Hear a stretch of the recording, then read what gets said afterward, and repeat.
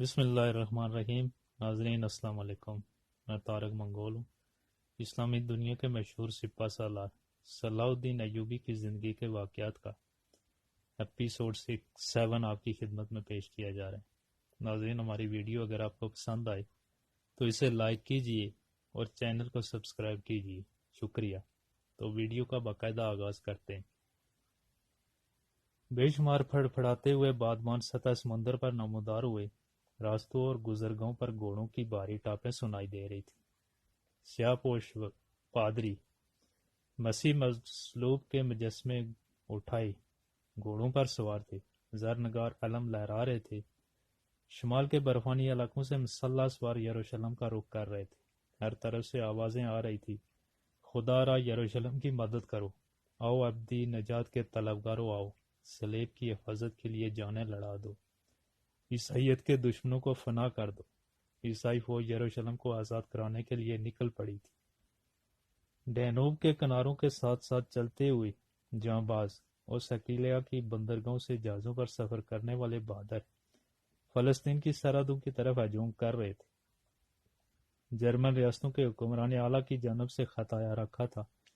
اس خط میں تنبیہ کی گئی تھی کہ اگر یروشلم عیسائیوں کے حوالے نہ کیا گیا تو میں اپنی ساری فوجیں لے کر تمہیں سبق سکھانے آ جاؤں گا۔ 1199 کے موسم بہار میں مسلمانوں نے سنا کہ وہ صلیبی جنگ کے لیے روانہ ہو چکا ہے، اور ڈیوک آف آسٹریا بھی جنگ کی تیاریوں میں مصروف ہے۔ فرانس کے بادشاہ فلپ اور انگلستان کے بادشاہ رچرڈ نے بھی علم صلیب بلند کی ہے۔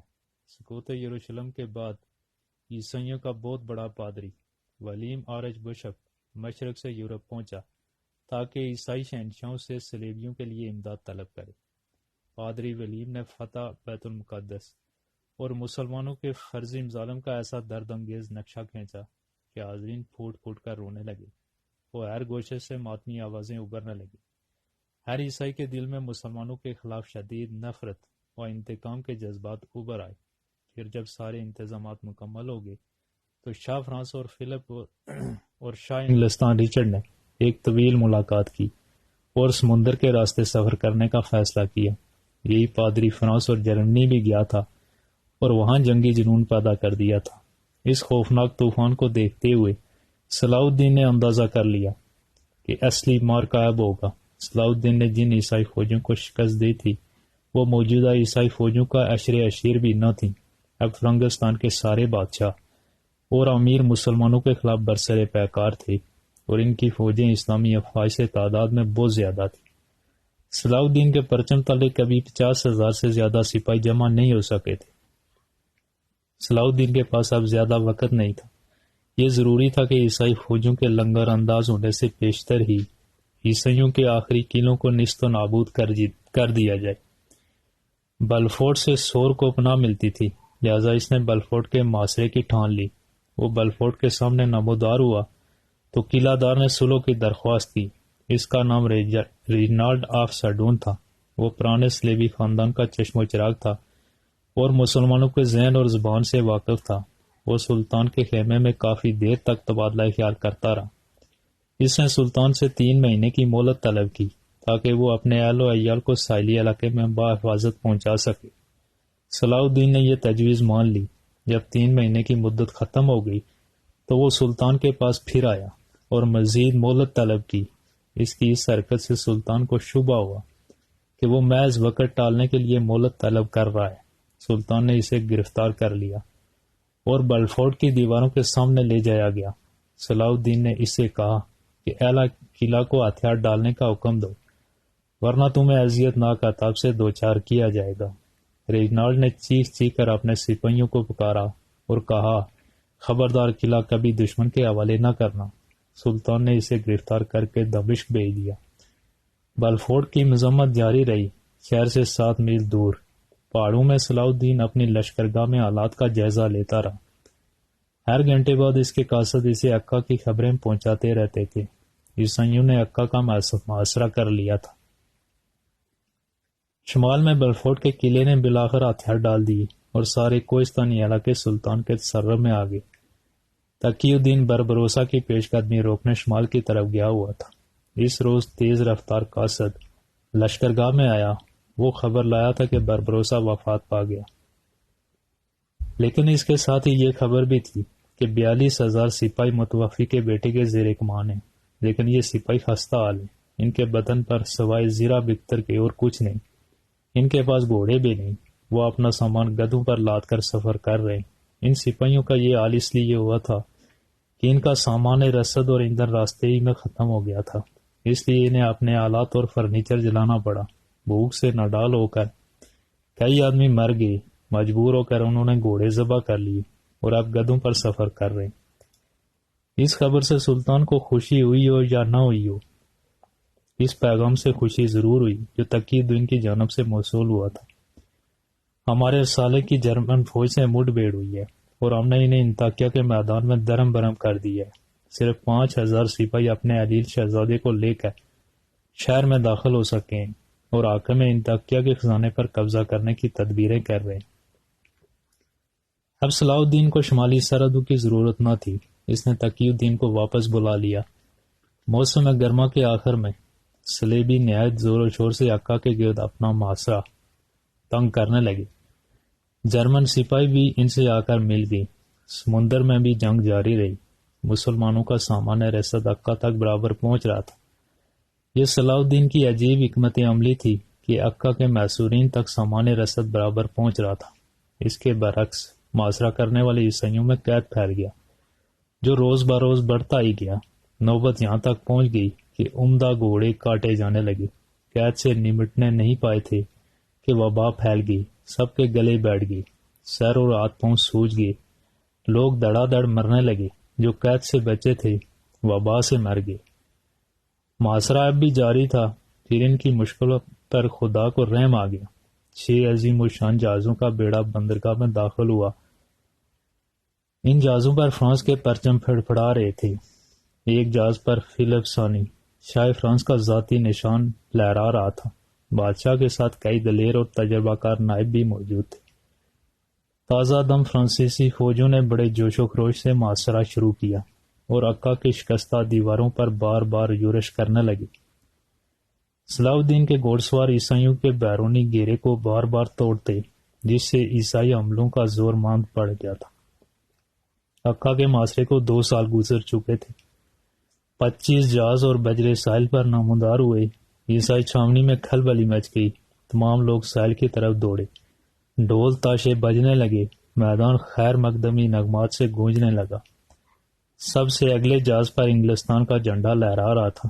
مسلمان جاسوسوں نے تیزی سے صلاح الدین کو اطلاع دی کہ رچرڈ شاہ انگلستان پہنچ گیا ہے۔ عیسائیوں کی خوشی اس وقت ماند پڑ گئی جب انہوں نے چیتے کی کھال پر پڑے ہوئے رچرڈ کو بخار کی شدت سے تڑپتے دیکھا۔ اس کے لمبے بازو نکات سے کانپ رہے تھے۔ شیر دل رچرڈ اس وقت بالکل بے دست و پا تھا۔ کیا رچرڈ جنگ میں حصہ لے سکے گا؟ کیا یہ جانبر ہو سکے گا؟ رچرڈ کی عمر اس وقت بامشکل 34 سال تھی۔ اس کے شانوں پر سنہری بال جھول رہے تھے، پیشانی ہموار اور کشادہ تھی، چہرے پر مختصر سی فرانسیسی تراش کی داڑھی تھی۔ وہ اس عزم کے ساتھ یہاں آیا تھا کہ اگر مجھے انگلستان پہنچ کر بھی صلیبیوں کی مدد کرنی پڑی تو کروں گا۔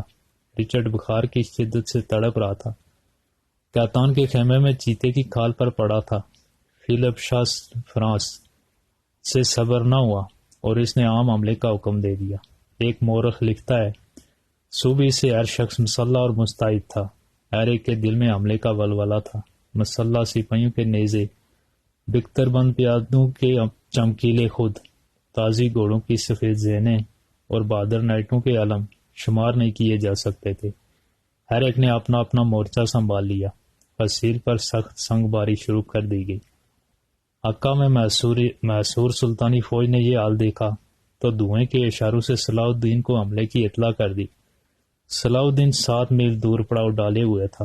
وہ دعویٰ بولتے ہوئے آیا اور پرجوش جوابی حملہ کر کے عیسائی حملہ آوروں کو واپس ہونے اور اپنی چھاونی کی مدافعت کرنے پر مجبور کر دیا۔ یہ حملہ اس روز بے سود رہا تھا کہ چھاونی میں موت کا سناٹا تھا۔ فلپ کا چچا زاد اس حملے میں مارا گیا تھا۔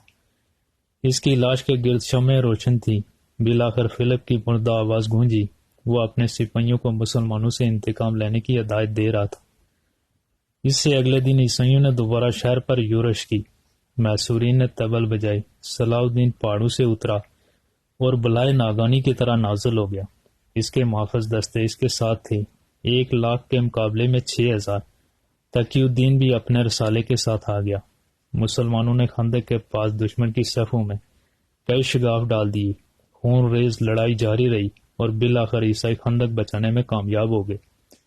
صلاح الدین کو بستر پر جاتے جاتے عشاء کا وقت ہو گیا تھا، لیکن فجر سے پہلے ہی اٹھ بیٹھا، جیسے رات بھر دن نکلنے کا انتظار کرتا رہو۔ اس نے حکم دیا اور طبلے جنگ بجنے لگے۔ سپاہی لیس ہو کر اپنے اپنے دستوں کی طرف بھاگے، دوبارہ جنگ کے لیے مستعد ہو گئے۔ رچرڈ خیمے میں پڑا پیچ و تاب کھا رہا تھا۔ اس کا بدن ابھی تک بخار میں تپ رہا تھا۔ وہ کئی مرتبہ اٹھ کر بیٹھا اور پھر بستر پر لیٹ گیا۔ پھر اس نے خدمتگاروں کو حکم دیا کہ میرا بستر اٹھا کر میدان جنگ میں لے چلو۔ خدمتگاروں نے اس کا بستر ایک ٹیلے پر لگا دیا۔ یہاں ایک کمینگاہ بنی ہوئی تھی جس پر بیت کی چھت تھی۔ ایک روزن تھا جس سے عکا کی دیواریں صاف نظر آتی تھیں۔ یہاں سے وہ اپنی فوجوں کو یورش کرتے ہوئے دیکھ سکتا تھا۔ رچرڈ اپنے بستر پر اوندا لیٹ گیا اور کونی کے بل گردن اٹھا کر میدانی جنگ کا نظارہ کرنے لگا۔ کچھ دیر بعد جیسے وہ دیوانہ سا ہو گیا۔ اس نے اپنی کمان منگوائی اور روزن سے تیر چلانے لگا۔ یہ اس کا شوق جنگجوئی تھا، ورنہ اس کے تیر بے اثر ہی جا رہے تھے۔ میسور مسلمان بہت کم تعداد میں تھے۔ سلطان کے ساتھ بھی سپاہ کی تعداد کم تھی۔ 3,00,000 عیسائیوں کا مقابلہ کس طرح ممکن تھا؟ انگریزوں کو یہ موقع مل گیا تھا کہ وہ فصیل کے نیچے سرنگ کھودتے رہیں۔ خندق بھرنے کی تیاریاں بھی ہوتی رہیں۔ رات کے اندھیرے میں بھی جنگ ختم نہیں ہوئی۔ نامعلوم سائے تھے جو آپس میں الجھتے رہے۔ خندق لاشوں سے پٹتی رہی۔ بالآخر ایک برج سے دھوئیں کے بادل اٹھے اور برج زمین بوس ہو گیا۔ شہر پناہ میں ایک شگاف پڑ گیا۔ خستہ المیسورین فصیل کے شگاف کو پر کرنے کے لیے جمع ہو گئے۔ اب چھپن چھپائی کا کھیل شروع ہو گیا تھا۔ میسورین لکڑیوں کا انبار جمع کر کے مورچہ بناتے، دوسرے ہی لمحے عیسائی حملہ آور ٹوٹ پڑتے اور مورچوں کو تہس نہس کر دیتے۔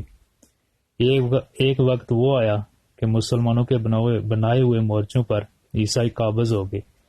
اب میسورین کے پاس اس کے سوا کوئی چارہ نہیں کہ شہر کو دشمن کے حوالے کر کے اپنی جانیں بچا لیں۔ انہوں نے نہایت کڑی شرائط پر ہتھیار ڈال دی۔ صلاح الدین کے امیروں نے مسلمانوں کی جان بخشی کے لیے یہ شرائط قبول کی تھی کہ شہر صحیح حالت میں واپس کیا جائے گا، 2,00,000 طلائی دینار بطور زر فدیہ ادا کیا جائے گا اور 1,600 اسیر عیسائی رہا کیے جائیں گے اور مقدس لیو واپس کر دی جائے گی جو جنگ عتین میں صلاح الدین کے ہاتھ لگی تھی۔ آخری شرط کوئی زیادہ ہی کڑی تھی اور وہ یہ تھی کہ عکا کے تمام لوگ شرائط کی تکمیل تک عیسائی فوج کے پاس یرغمال رہیں گے۔ صلاح الدین ان شرائط کو رد کر سکتا تھا، لیکن اسے اپنے 3,000 سپاہیوں اور 2 امیروں کی سخت فکر لائق تھی۔ وہ ان شرائط کو رد کر بھی دیتا، لیکن اس نے مشالوں کی روشنی میں دشمن کے پرچم فصیل پر لہراتے دیکھ لیے۔ وہ مجلس سے مشاورت سے چپ چاپ اٹھ کر چلا گیا۔ اس کے اسیران نے شہر دشمن کے حوالے کر دیا۔ اس فتح کی خوشی ابھی منائی جا رہی تھی کہ شاہ فرانس نے اپنی واپسی کا اعلان کر دیا۔ کئی فرانسیسی عمرا نے اس سے درخواست بھی کی کہ وہ جنگ کے اختتام تک رک جائے، لیکن وہ نہ مانا۔ اتنا کیا کہ اپنی کچھ فوج یہاں چھوڑ دی اور خود فرانس واپس چلا گیا۔ اب صلیبی جنگ کی قیادت رچرڈ کے ہاتھوں میں تھی۔